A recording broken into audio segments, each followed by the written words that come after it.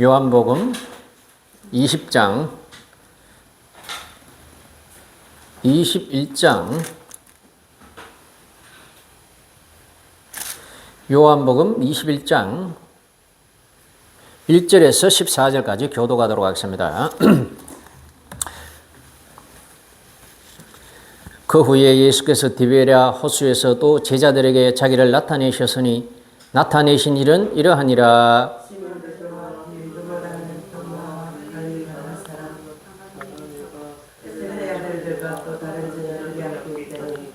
시몬 베드로가 나는 물고기 잡으러 가노라 하니 그들이 우리도 함께 가겠다 하고 나가서 배에 올랐으나 그날 밤에 아무것도 잡지 못하였더니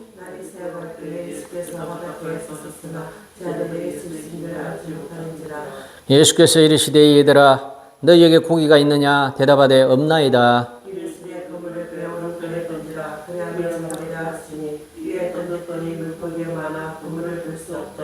예수께서 사랑하시는 그 제자가 베드로에게 이르되 주님이시라 하니 시몬 베드로가 덕 벗고 있다가 주님이라 하는 말을 듣고 겉옷을 두른 후에 바다로 뛰어내리더라.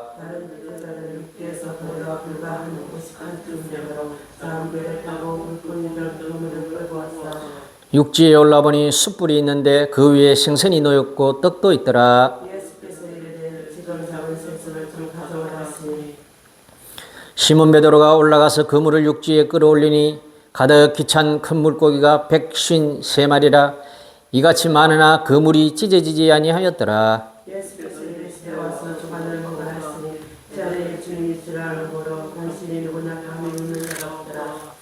예수께서 가셔서 떡을 가져다가 그들에게 주시고 생선도 그와 같이 하시니라.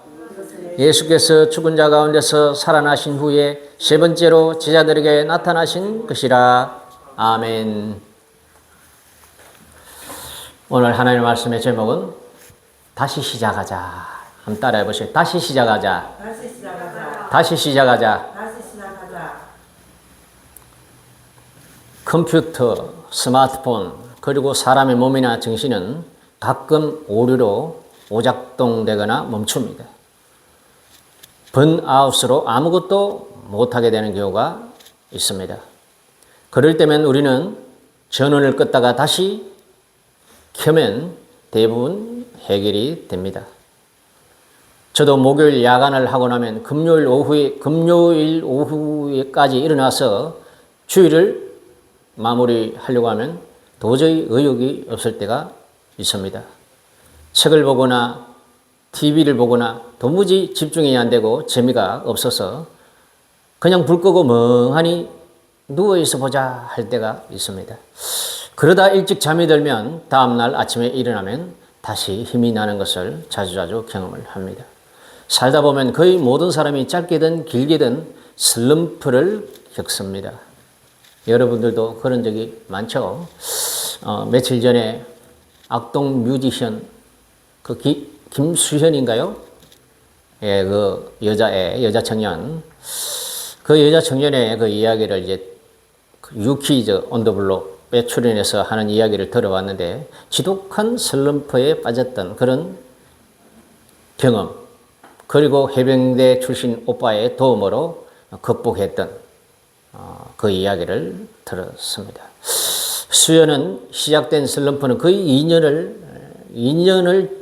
2년 동안 계속되었다고 하는데요. 방에 틀어박혀 짙은 커튼으로 햇빛을 가리고 그리고 게임만 하며 히키꼬모리 방에만 처박혀 있는 히키꼬모리 일본 말이죠. 히키꼬모리 같은 생활을 했다고 합니다. 그러다 오빠의 도움으로 서서히 그런 생활에서 빠져나왔고 이제는 정상적인 생활로 돌아왔습니다. 우리 믿는 사람들은 전지전능한 하나님의 도우심이 있기 때문에 슬럼프나 무기력이 절대 없다고 생각하는 경우가 가끔 있는 것 같아요. 그러나 절대 그렇지 않습니다. 우리 예수 믿는 사람도 종종 슬럼프가 찾아오고 영어로는 번아웃이 찾아옵니다. 무기력이 찾아온다는 것입니다. 사도들이나 위대한 선지자들도 그런 경우가 있었다라는 것을 성경은 알려줍니다. 오늘 본문의 제자들도 3년 동안의 열렬한 추종 끝에 맞닥뜨린 선생님의 십자가의 충격적인 죽으심, 그리고 주님이 다시 살아나 자신을 드러내어 주셨지만 그들은 더 이상 이전의 마음의 열정을 느낄 수가 없었습니다. 그들이 여전히 주님을 사랑하였고 부활하신 주님을 향한 믿음이 있었지만 이상하게 그들의 내면에 이 열의가 다시 예전처럼 살아나지 않는 그런 느낌을 발견을 합니다. 예수님은 부활하신 전후로 거듭 부활한 후에 갈릴리로 갈 테니까 거기에서 너희들을 만날 것이다 라고 여러 번 말씀을 하셨습니다. 그 말씀을 통해서 흩어져가는 제자들을 다시 모았고 갈릴리로 가게 하셨습니다. 오늘 본문에 보면 제자들이, 여러 명의 제자들이 배를 타고 예전에 하던 생업으로 돌아가는 이야기가 나옵니다. 베드로가 나는 다시 고기 잡으러 가겠노라 하니까 여러 명의 제자들이 우리들도 가겠다 하면서 함께 타서 밤새 그물질을 했습니다. 근데 밤새 그물질을 했는데 그럼에도 불구하고 고기가 한 마리도 잡히지 않았습니다. 지금 이들의 상태는 영육간의 극심한 허탈감에 빠져 있었습니다. 예수님의 충격적인 죽으심과 그리고 충격적인 부활, 그리고 또한 밤새워 육체적인 노동을 하였지만 잡히지 않는 물고기로 인해서 영육간의 극심한 피곤과 허탈함에 빠져 있었습니다. 그때 바닷가에 어렴풋한 사람의 그림자가 보였습니다. 그리고 그 사람이 그들에게 이렇게 물었습니다. 얘들아, 너희들에게 고기가 있느냐? 하니까 없어요. 이렇게 했겠죠. 너무나 지쳐서 힘없는 목소리로 없어요. 그러니까 너희 오른편에다가 그물을 던져라. 그리하면 고기를 잡을 수 있을 것이다. 그렇게 말씀을 하는 게 아니겠습니까? 그래서 제자들이 뭐지? 하는 그런 마음이 있었지만은 그냥 믿어봐야 본전이잖아요. 오른쪽에 한번 그물을 확 던져서 당기는데 이게 뭡니까? 끌려오질 않는 거예요. 너무 무거워서. 그래도 여러 사람이 힘을 합쳐서 끌어올렸더니 아주 물고기가, 큰 물고기가 가득히 걸려서 있었습니다. 그때 사랑하는 제자 요한은 탁 직관적으로 깨달았어요. 저 물가에 계신 분은 예수님이시구나. 그래서 베드로에게 선생님이다 이렇게 했어요. 그러자 베드로가 그 소리를 듣고 벗고 있던 윗옷을 걸치고 물로 펑덩 뛰어들었습니다. 베드로의 성격이 본래 그렇잖아요. 그리고 다른 제자들도 배를 타고 그물을 끌고 그렇게 바닷가로 나갈 수가 있었습니다. 예수님께서는 극심한 슬럼프에 빠져있는 그 제자들의 마음에 다시 사명의 불을 지피고 그리고 그들이 마음에 받은 바 이 상처, 트라우마, 외상 후 스트레스 장애. 외상 후 스트레스 장애가 뭔지 여러분 뭘로 매체나 글을 읽다 보면 나오죠. 어떤 충격적인 사건을 겪고 나면 마음에 생기는 그런 어떤 트라우마예요. 트라우마. 가족의 죽음이나 가까운 지인들의 어떤 사고나 또는 부도 뭐 그런 충격적인 사건과 사고를 겪고 나면 마음속에 생기는 어떤 그런 트라우마를 말을 합니다. 그러니까 예수님께서는 제자들의 지금의 상태를 너무나 잘 아는 거죠. 제자들의 마음엔 지금 외상 후 스트레스 장애 같은 그런 장애가 있어서 슬럼프에 빠졌음을 잘 아시는 거죠. 제자들은 3년 동안 예수님을 열렬하게 따라다녔잖아요. 나라를 로마로부터 독립시키고 그리고 또한 다윗의 후예로서 왕으로서 이스라엘을 건국하고 예수님께서 그 왕자를 차지하고 자기들은 고위 관리가 되어서 주님과 함께 이 이스라엘을 다스릴 줄 알았어요. 그야말로 가족처럼 자기 몸처럼 선생님을 추종하고 열렬히 사랑하고 따랐습니다. 그런데 그 따랐던 예수님께서 충격적이게도 가장 극악무도한 사형법 십자가 형틀에 발가벗겨 매달려서 죽는 것을 보고 그들이 그야말로 막 자기들의 영혼이 뒤집어지는 충격적인 경험을 한 거잖아요. 그 먼저 첫 번째 그 이유가 그들의 마음을 완전히 넉다운시켰어요. 그리고 두 번째로는 꿈에도 상상하지 못했던 일, 바로 주님께서 다시 부활하셨다는 거예요. 꿈에도 생각하지 못했으나 주님께서 실제로 부활하셔서 자신에게 나타나셨고 그로 인하여 그들은 두 번째 충격을 받았어요. 예수님 부활하신 것이 충격이긴 해도 그들의 마음에 직접적인 상처를 입힌 것은 바로 예수님이 부활하신 것을 보고 난 이후에 스스로에 대한 모습에 충격을 받은 겁니다.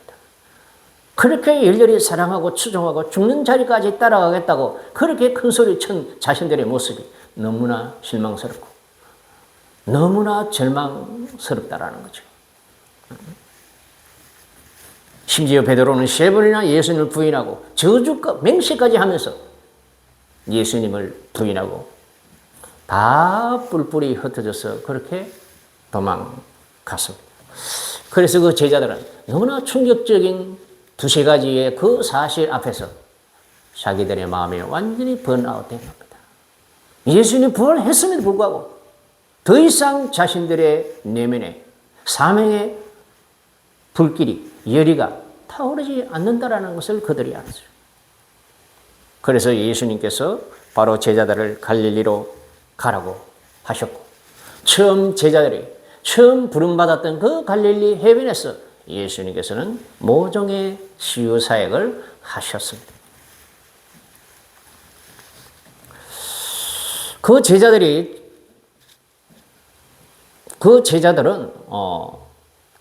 또한 무엇보다도 예수님에 대한 잘못된 기대감이 있었죠.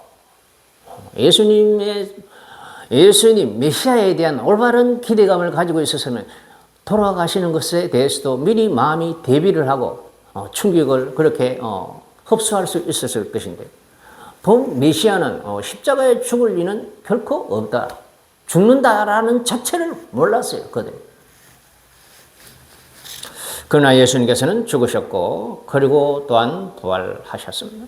죄와벌의 저자 도스토옙스키, 요즘 내가 이 책을 이제 다 읽었는데요. 이 도스토옙스키 사회주의 운동을 하다가 체포되어서 사형 언도를 받은 경험이 있어요. 사형 집행일 사형 수도를 옆으로 쭉 세워놓고 겨누어 총 이제 죽은 거죠. 죽은 목숨이잖아요. 그때 황제의 특사가 도착했습니다. 사형 수도를 다 감형을 해서 그렇게 한 7, 8년 정도 시베리아 유형으로 감형되었다는 황제의 칙령이 그 현장에 도착을 했어요. 그래서 다시 총을 내리고 그들이 다시 살아날 수가 있었습니다. 그런데 그 현장에서 그 죽음의 공포로 너무나 큰 스트레스를 받은 사형수 가운데 한 명이 미쳐버렸어요. 현장에서. 그리고 이 도스토옙스키도 사형 집행 취소 후 어느 정도 지난 시점부터 뇌전증이 시작되었다고 합니다. 간질이죠. 옛날 말로 간질. 살아나는 것은 좋은 일이었으나 죽음 직전의 그 긴장감을 견디지 못하고 그들의 정신이 무너져 내렸다고 보여집니다. 성경에는 비슷한 인물이 또 나오죠. 이단 괴수라고 여겼던 예수가 태양빛 같은 부활하신 주님으로 나타난 것을 목격하고 큰 충격을 받았던 사도 바울이 이와 흡사한 경우가 아닌가 그렇게 생각을 해봅니다. 학자들은 바울이 평생 안질 또는 간질을 가지고 살았다고 합니다. 이 충격적인 경험을 받아들이고 그것을 그 어떤 심적인 충격을 이 신체가 감당하지 못하니까 이 뇌신경이 상하고 뇌신경이 상하니까 뇌전증이 오고 간질이 오는 겁니다. 와 같이 바로 제자들은 3년 동안 그야말로 자신의 몸과 같이 사랑하고 따랐던 스승이 속절없이 십자가의 사형수로 돌아가신 것도 충격적이었지만 꿈에도 상상하지 못했던 부활하신 주님을 직접 대면하고 나니 자신들의 부족함, 자신들의 못남, 자신들의 신이 없음에 두 분 충격을 받는 거죠. 사랑하는 사람의 죽음으로 한번 살아나신 주님을 배우니 이번에는 자신들의 그런 믿음 없음에 두 번 추악한 배신에 또 한 번 충격과 절망을 받았습니다. 아무리 주님의 부활이 기뻤지만 아이처럼 마냥 기뻐하기에는 스스로가 너무 뻔뻔스럽고 염치 없는 짓이라고 생각을 했을 것입니다. 저와 여러분들도 가끔씩 어려움을 당하면 예수님 배신하잖아요. 하나님 없는 것처럼 생각하잖아요. 하나님을 원망 불평할 때도 있잖아요. 저도 아주 옛날에 많았거든요. 그러면 이제 하나님을 믿지 않는 것은 아닌데 나 자신에 대한 이제 어떤 절망감 때문에 하나님을 멀리하는 경우가 종종 우리들에게 있습니다. 주님은 이런 제자들의 마음 상태를 너무나 잘 아셨고 그들의 마음을 리셋할, 다시 시작하게 할 생각으로 갈릴리로 모셨던 것입니다. 사랑하는 우리 성도 여러분, 저와 여러분들도 정말로 하나님은 사랑하지만 나 자신의 실망, 절망에서 하나님 앞에 도무지 나오지 못하고 하나님을 향한 뜨거운 마음이 사라졌을 때 저와 여러분들은 도망만 가는 것이 방법은 아닙니다. 비록 하나님 앞에 죄송하고 부끄럽고 그리고 교회 앞에 내가 나가는 것도 너무나 염치 없지만 그럼에도 불구하고 우리는 하나님 앞에 나와서 앉아야 합니다. 우리 주님께서 너무나 잘 아시기 때문에 제자들을 갈릴리 해변에서 그들을 다시 만나고 그들의 마음을 치료하기로 그렇게 작정하신 것입니다. 제자들을 다시 그 슬럼프에서 빠져나오게 하신 예수님의 그 방법, 그 상담 과정을 한번 살펴봅시다.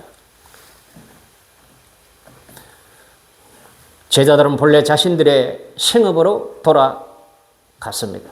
그러나 밤새 일하였지만 아무 결과도 얻지 못하였습니다. 예수님은 제자들의 그 실패로 인한 피곤한 마음에 오사 다시 한번 자신의 하나님 되심을 표적으로 보여주십니다. 153마리.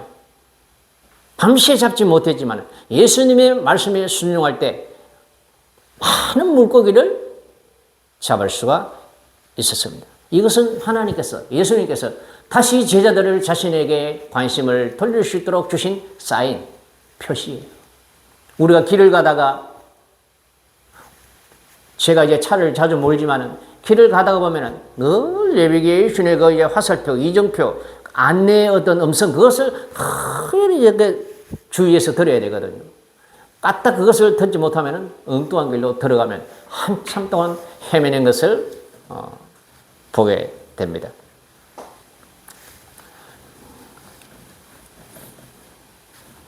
바로 그것처럼 바로 제자들을 다시 하나님께로 제자들의 마음을 하나님께로 되돌려 놓기 위해서는 바로 예수님의 사인, 예수님의 어떤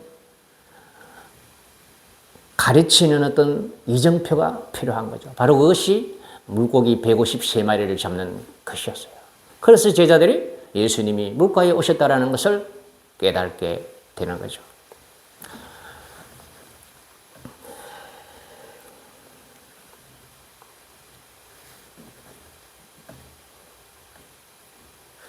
바로 그 153마리의 물고기를 잡은 제자들처럼 바로 저와 여러분들도 예수님의 그 말씀의 사인이 저와 여러분들에게 필요해요. 옛날에는 한때 예수님을 사랑하고 예배를 좋아하고 그리고 설교하는 목사님의 설교를 아주 그렇게 즐거워했지만은 지금은 그것에 대한 아무 열이나 미련이나 어떤 기쁨이나 관심이 없다면 저와 여러분들은 예수님께서 주시는 그 세밀한 사인을 우리는 기다려야 합니다. 그래야만 저와 여러분들은 다시 예수님 앞으로 나아갈 수가 있습니다. 밤새 헛수고로 피곤한 제자들의 마음은 신앙의 자리, 사명의 자리를 떠난 성도들의 피곤한 상태를 보여주고 있습니다. 우리는 우리가 받은 바 신자의 삶을 포기하고 불신자의 삶으로 돌아가는 순간 실패할 수밖에 없습니다. 또한 실패의 자리는 어떻게 보면 하나님이 다시 믿음의 자리로 부르실 조건이기도 합니다. 우리가 힘을 잃고 우리가 불신앙의 자리로 나갔을 때 그 불신앙의 마음을 통해서 우리의 생활에 우리의 마음에 극심한 허탈함과 그리고 세상살이의 생활에서 실패한 경우가 있어요. 그러나 하나님께서는 다시 부르는 제자들에게 그러한 실패를 허락을 합니다. 실패할 때 하나님의 음성을 다시 관심을 가지고 귀를 기울일 수가 있기 때문이에요. 저도 신앙을 하고 교회 개척을 하다가 실패를 하고 하나님 뜻이 아니라고 평신도 생활로 돌아가서 많은 어떤 삶의 어떤 알바 생활을 하면서 그렇게 우리가 한 7년 정도를 이 인천에 와서 살았잖아요. 신문 배달, 김밥 배달, 우유 배달, 전보 배달, 노상에 그리고 장난감 팔기, 신발 팔기, 뻥튀기 팔기, 목욕탕 청소, 그리고 마지막에 발 마사지. 진짜 지금 생각해봐도요, 너무나 힘들고 어려웠던 그런 시기였습니다. 그런데 그런 어려운 시기 끝에 하나님께서는 다시 말씀을 통하여 마음의 사명감을 불러일으키셨고, 그리고 여기에 이렇게 이르게 되었습니다. 제자들이 밤새 그물질했지만은 희한하게도 한 마리도 잡히지 못하였습니다. 제자로서의 삶도 실패하고 본래 자기의 생업에서도 실패하여 육체적으로 피곤하고 영적, 정신적으로 허탈하기 그지없는 시간이었습니다.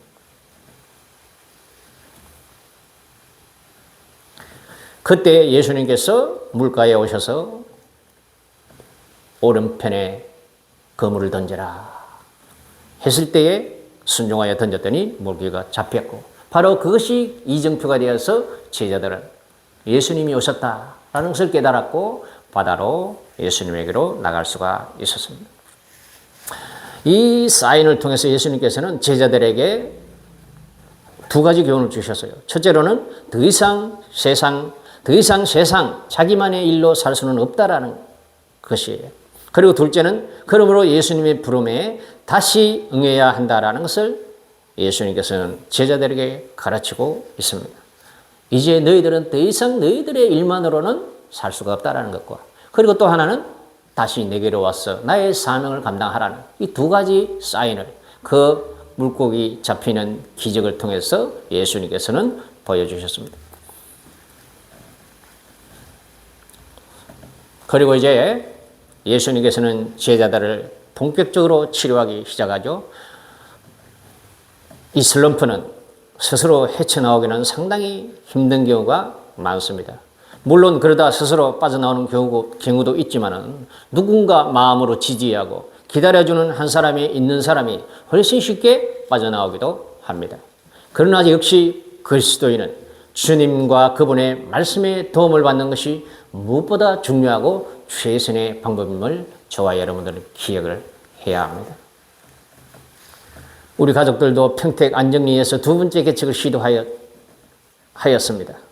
3년 만에 포기하고 평신도로 돌아가 7년을 보냈죠.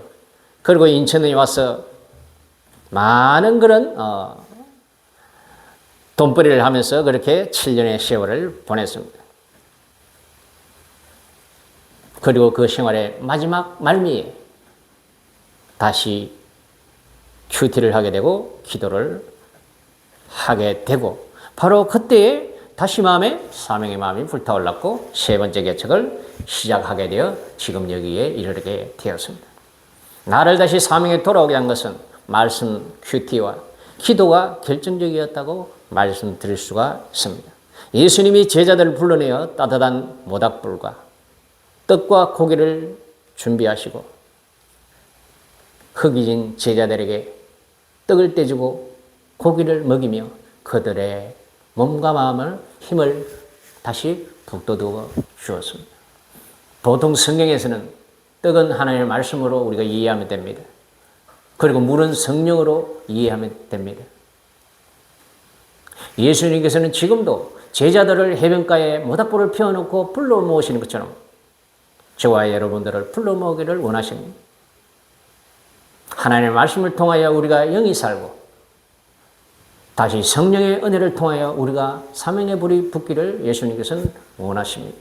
그래서 날마다 주일마다 하나님 앞에 불러 모으시고 이렇게 예배를 드리게끔 하시는 것이라는 것을 믿기를 바랍니다.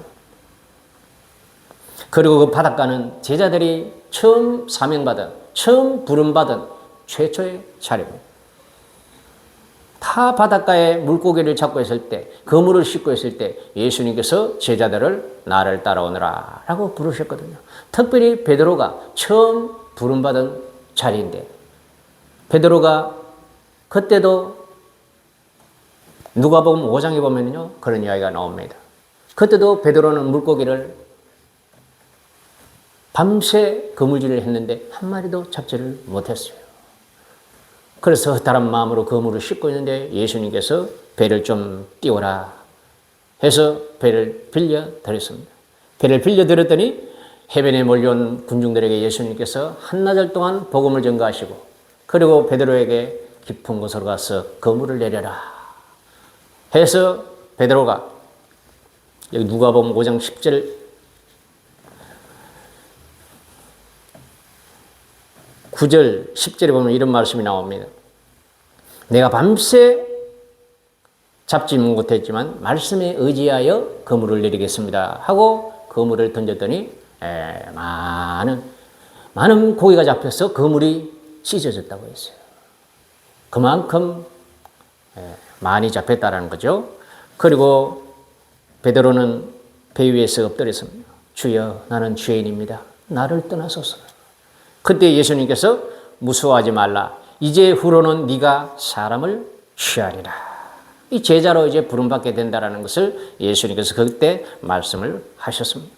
바로 그 바닷가에서 갈릴리 바닷가에서 예수님을 부인하고 그리고 생업으로 돌아갔던 그 제자들을 다시 해변가에 불러 모으시고 모닥불을 피우고 떡과 고기를 준비해서 그들을 먹이면서 바로 예수님이 십자가형을 당하는 그 충격적인 일을 당한 그 마음의 어떤 상처와 그리고 예수님을 부인하고 도망갔던 그 마음의 상처를 치료하여 주시는 다시 시작하자 얘야. 다시 시작하자. 다시 기회가 있는 거야. 그렇게 예수님께서는 말씀을 하시는 것입니다. 오늘 제목이 다시 시작하자입니다. 여러분들이 실패했다고 생각합니까? 신앙생활에도 사회생활에도 인간관계에도 다 실패하였다고 그렇게 실망좌절하고 있습니까? 예수님께서는 다시 시작하자 얘야. 내게로 오라. 내게 와서 내 앞에서 말씀을 먹고 성령의 위로를 받고 그래서 다시 시작하면 된다. 그렇게 예수님께서는 우리들에게 그렇게 말씀하고 계십니다.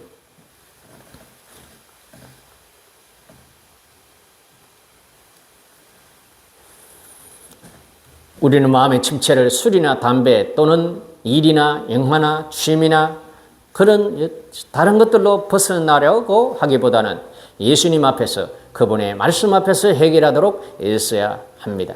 물론 경우에 따라서는 알코올이 경직된 마음과 신체를 이완시켜 주기도 하고 또한 아는 친한 사람들과 한참 수다를 떨고 나면 마음의 어떤 상처나 슬럼프가 좀 완화되기도 합니다. 그러나 우리 예수 믿는 사람은 세상 사람들과는 다른 방법을 취해야 합니다. 바로 우리의 마음을 너무나 잘 아시는 예수님 앞에 나와서 하나님의 말씀을 통하여 그리고 예배를 드리면서 찬송을 부르면서 우리의 영혼에 만져주시는 그런 하나님의 손길에 우리를 맡길 수가 있어야 합니다. 구약에 보면 또 그런 경우가 있어요. 구약의 가장 위대한 선지자가 누구죠? 엘리야라고 하는 사람이 나옵니다. 이 엘리야 선지자가 활약하던 시대에는 영적으로 가장 어두운 시기였어요. 북이스라엘 아합과 이세벨이라고 하는 우상 숭배가 아주 국가적인 그런 사업이었어요. 바알과 아세라라고 하는 그런 선지자들을 나라에서 그렇게 양성을 하는 거죠. 국가 종교였습니다. 바알과 아세라 종교가. 그래서 수백 명, 수천 명의 우상 숭배주의자 그 제사장들이 왕궁의 지원을 받으면서 그렇게 번성하고 있었을 때입니다. 그때 엘리야가 갈멜산 꼭대기에서 과연 바알과 아세라가 참신인지 여호와께서 참신인지 능력 대결을 하자. 그래서 산꼭대기에 왕과 백성들을 구름대같이 모아놓고 여러분들이 잘 알잖아요. 제단 2개를 만들고 그 위에 각각 제물을 올려놓고 주변에 물을 부어놓고 그래서 기도의 응답에서 불을 내리는 그 신이 참신이다 라고 하죠. 그래서 바알과 아세라 신이 하루 종일 그 제물 주변에서 기도를 하고 주문을 외우고 춤을 추고 그렇게 했으나 응답이 없었죠. 엘리야는 단 한 문장의 기도, 여호와여, 이 백성들 앞에서 당신만이 참신 여호와인 것을 드러내소서 했을 때 하늘에서 불이 떨어져서 그 제물을 태웠고 주변에 출렁이는 물까지 다 불이 핥아서 그렇게 없애므로 하나님만이 참으로 하나님이라는 것을 그들 앞에서 드러냈습니다. 이 엘리야가 그래서 아주 불의 선지자라고 하잖아요. 그런데 이 불의 선지자가 번아웃이 없었을까요? 아주 극심한 슬럼프에 빠졌던 적이 있습니다. 그 능력 대결에서 이기고 그리고 하나님께 기도할 때에 3년 동안 계속되던 가뭄이 끝나버립니다. 하늘에서 비가 와서 그래서 나라에 3년 동안 이어지던 가뭄이 끝나는 놀라운 기도의 능력을 왕에게 또한 보여주었습니다. 그래서 엘리야는 이 정도면 이제 왕과 왕비가 하나님이 참신인 것을 알겠지 했는데 아니 이럴 수가. 다음날 대반의 왕비가 군대를 보내가 너를 죽일 것이다 그렇게 위협을 했습니다. 그때 엘리야에게는 완전히 절망, 번아웃이 찾아갔어요. 이렇게 위대한 영적 승리 뒤에 바로 영적인 그런 어떤 슬럼프가 찾아오는 것입니다. 저와 여러분들이 3일 금식 기도를 했다. 부흥에 참석해서 큰 영적인 경험을 했다. 그래서 너무 좋았다 하는데 다음날 딱 시험에 드는 것하고 비슷합니다.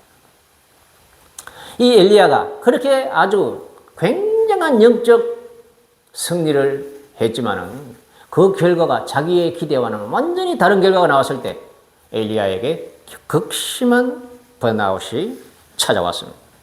그래서 북이스라엘에서 남유다 끝 남단까지 도망와서 거기 브엘시에바 황무지로 혼자 들어갑니다. 그리고 그 로뎀나무 밑에서 햇빛도 잘 가려지지 않는 로뎀나무 그늘에 누워서 죽기를 기다리고 있었어요. 그때 하나님께서는 천사를 보내서 엘리야를 잠에서 깨우고 떡과 포도주를 준비해서 떡과 물을 준비해서 먹으라. 엘리야는 잠결에 주니까 먹었어요. 그리고 또 잤습니다. 또 깨워서 먹였어요. 물과 떡과 물을 또 먹었어요. 그래서 그 떡과 물로 힘을 내고 40일 동안 다시 자기의 사역의 현장으로 갔습니다. 호렙산 굴에 들어가서 그곳에서 기도하면서 하나님을 대면하고 다시 새로운 사명을 받게 됩니다. 거기에도 떡과 물이 나오죠. 떡은 하나님의 말씀을 상징합니다. 그리고 물은 성령을 상징을 해요. 지금 하나님께서 천사로 나타나셔서 저와 여러분들에게 신령한 하늘의 떡과 하늘의 물을 마시게 하면 얼마나 좋겠습니까? 그러나 예수님 오신 이후에는 이제 그렇게는 하지 않거든요. 하나님께서 직접 저와 여러분들에게 하나님의 말씀과 성령의 물을 우리에게 주시기를 원합니다. 사랑하는 우리 성도 여러분, 저와 여러분들의 처진 마음, 상심한 마음, 힘 잃은 마음, 피곤하고 좌절된 마음을 우리가 다시 불씨를 되살려야 합니다. 하나님을 향한 사랑, 예배에 대한 열심, 그리고 이 세상에 나의 어떤 인생에 대한 희망과 용기, 그것을 우리가 다시 내 속에 불씨를 살려야 합니다. 그래야만 저와 여러분들은 우리의 인생을 살 수가 있어요. 바로 떡은 하나님의 말씀이죠. 물은 성령입니다. 양식 대신 주님과 그분의 말씀을 의미합니다. 바로 예수님께서는 둘러앉은 제자들에게 그들의 마음의 상처를 치료해 주시고 떡을 떼서 주고 그리고 고기를 떼서 주었어요. 그리고 특별히 제자들의 대표인 베드로에게 베드로야 시몬아 너가 이 사람보다 나를 더 사랑하느냐? 너가 이 사람보다 더 나를 아가페 하느냐? 아가페? 그러니까 베드로는 예 선생님 주님께서 내가 주님을 필레오 하는 것을 아십니다. 대답을 달리하죠. 아가페는 하나님의 사랑, 신적인 사랑, 무조건적인 사랑. 베드로가 부인을 3번이나 하고 했으니까 자신이 없는 거죠. 그래서 이제 완전히 자신감이 꺾인 거예요. 필레오 합니다. 예. 그냥 친구 같은 그리고 어떤 주고받는 조건이 있는 그런 어떤 사랑에 해당하는 필레오, 우정, 좋아한다. 뭐 이런 의미에 내가 주님을 필레오하는 것을 주님이 아십니다. 내 어린 양을 먹여라. 내 어린 양을 먹이라. 그리고 또 두 번째 또 질문을 합니다. 베드로야, 시몬아, 네가 나를 아가페 하느냐? 그러니까 다시 베드로가 내가 주님을 필레오하는 것을 주님께서 아십니다. 나의 양을 쳐라 했어요. 그리고 또 3번째 또 물어요. 시몬아, 네가 나를 아가페 하느냐? 아니, 3번째는 네가 나를 필레오 하느냐? 그제서야 베드로가 안심을 하죠. 예, 선생님, 제가 선생님을 필레오 하는 것을 선생님께서 아십니다. 비록 베드로가 예수님을 하나님처럼 조건 없는 아가페적인 사랑은 못해도 친구 같은 우정 같은 그런 필레오 같은 사랑은 합니다. 라고 대답하니까 예수님도 이제는 그것을 받아들이는 거죠. 필레오 같은 사랑도 좋다. 네가 나를 필레오 한다면 나의 양을 어린 양을 나의 양을 먹여라. 그렇게 사명을 3번. 왜 3번 물었을까요? 베드로가 예수님을 부인하고 배신하고 3번 부인하고 맹시하고 부인했잖아요. 그 마음의 상처를 예수님께서는 그 질문 3번을 통해서 베드로의 마음의 상처를 치유해 주시는 거예요. 네가 비록 아가페적인 사랑은 못한다 할지라도 필레오 같은 사랑을 하는 것을 그래도 좋다. 네가 정말로 나를 필레오 한다면 앞으로 너에게 맡겨주는 많은 양떼들을 어린 양을 먹이고 성장한 양도 목양하고 먹이고 그렇게 사명을 감당하도록 하여라 하셨습니다. 여러분, 실패는 다시 시작하면 됩니다. 그런데 그 시작할 힘은 주님의 말씀과 맡기신 사람을 사랑하는 일에서 얻어집니다. 우리에게는 이 일만이 이 세상을 살아갈 유일한 이유라는 것을 우리는 믿읍시다. 아니야. 나는 이 세상에서 성공하는 것이 나의 유일한 삶의 목적이야. 나는 건강한 가정을, 좋은 가정을 이루는 것이 내 인생 최대의 목적이야. 우리 가정은 어릴 때 가난했고, 가난 때문에 엄마 아빠가 싸웠고, 그래서 자식들은 큰 지원도 받지 못했고, 그래서 나는 그렇게 하지 않을 것이다. 뭐 이런 가정, 건강한 가정에 대한 어떤 삶의 목적이 있을 수도 있죠. 아니야. 나는 이 나라를 한번 바로 세워볼 거야. 더 큰 목표. 나는 대통령이 될 거야. 뭐 이런 목표가 있을 수도 있어요. 아니야, 나는 큰 기업가가 되어서 부자가 될 거야. 돈을 많이 벌 거야. 그럴 수도 있죠.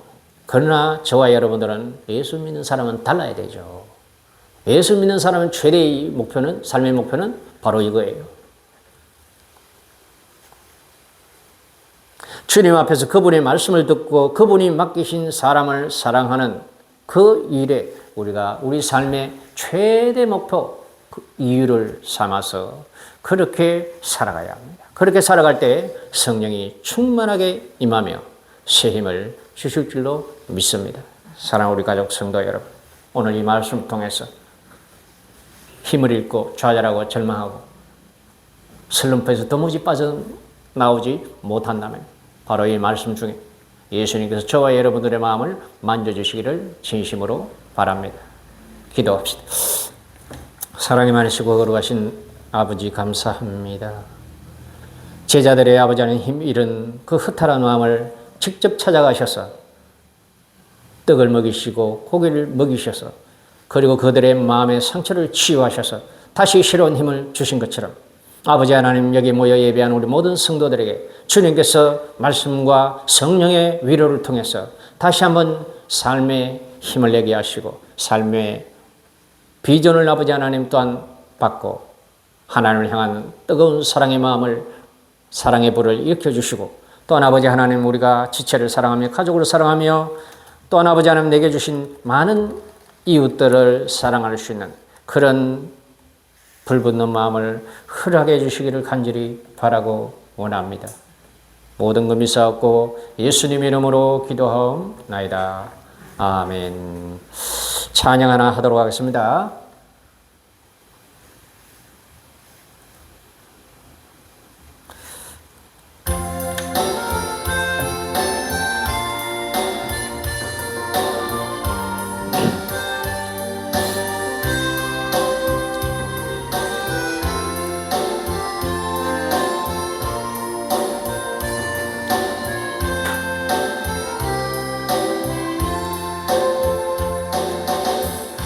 요한의 아들 시몬아, 내가 다른 사람들보다 나를 더 사랑하느냐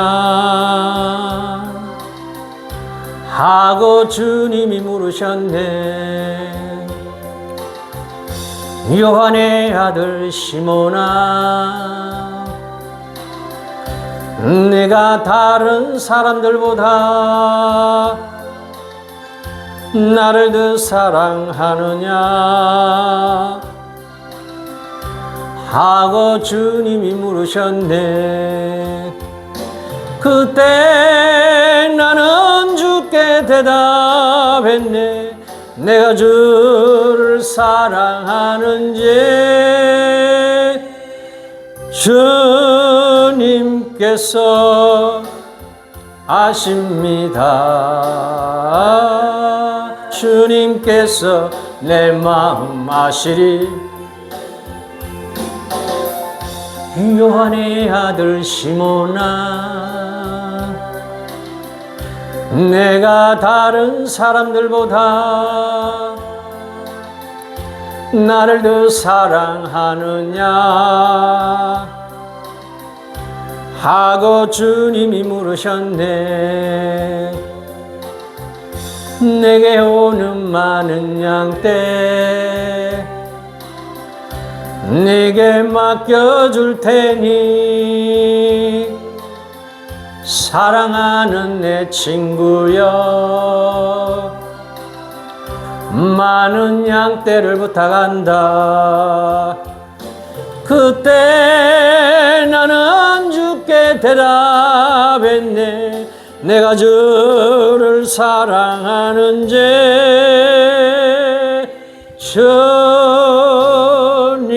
주님께서 아십니다. 주님께서 내 마음 아시리.